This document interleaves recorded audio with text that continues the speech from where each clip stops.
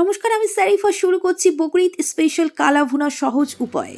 মাংসগুলোকে ধুয়ে ভালো করে জল ঝরিয়ে রাখলাম, তারপর আদা রসুন টক দই পেঁয়াজ বাটা দিয়ে এরপর আধা কোটা গোলমরিচের গুঁড়ো এর মধ্যে দিয়ে দিলাম। তারপর যেটা করতে হবে, জিরে গুঁড়ো, কাশ্মীরি লঙ্কার গুঁড়ো একটু বেশি করে দিতে হবে, আর তারপর হলুদের গুঁড়োটা অল্প করে দিতে হবে, আর ঝাল লঙ্কার গুঁড়ো একটু দিয়ে দেবেন। পরিমাণ মতো ঝাল যতটা খেতে পারবেন ততটাই দিতে হবে।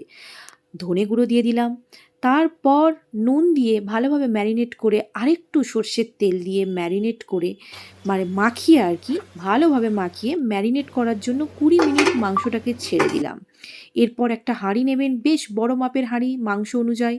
তার মধ্যে গোটা গরম মশলা, শুকনো লঙ্কা, সর্ষের তেলের মধ্যে একটু নাড়াচাড়া করে পেঁয়াজ কুচি দিয়ে ভালো করে পেঁয়াজ কুচিটাকে ব্রাউন কালার করে নিতে হবে।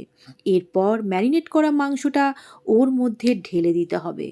এবার ঢেলে দেওয়ার পর যেটা দেখা যাবে, কিছুক্ষণ পর নাড়াচাড়া করার পর আপনারা দেখতে পাবেন যে এর মধ্যে থেকে বেশ খানিকটা জল বেরিয়ে গেছে। সেই জলেই কিন্তু মাংসটা রান্না হবে, এর মধ্যে কোনো এক্সট্রা জল অ্যাড হবে না। নাড়তেই হবে, নাড়তেই হবে, আর নাড়তেই হবে, নেড়ে যেতেই হবে, কারণ যত নাড়বেন তত টেস্ট। এরপর নাড়তে নাড়তে দেখবেন একটু তেল বেরিয়ে গেছে, তেল ছেড়েছে। তারপর কিছু কাঁচা মরিচ, বাংলাদেশি ভাষায় মরিচ, আমাদের ভাষায় লঙ্কা, এটার মধ্যে দিয়ে দেবেন চিড়ে চিড়ে, ফ্লেভারটা যাতে সুন্দর হয়। তারপর আবার নাড়াচাড়া করবেন, একদম স্মোকি হয়ে গেছে।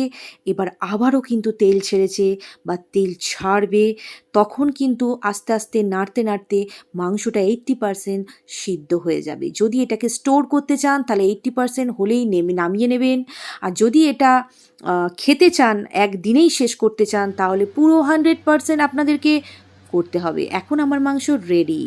বকরিদ স্পেশাল মাংস রান্নার নিউজটা কেমন লাগলো জানাবেন।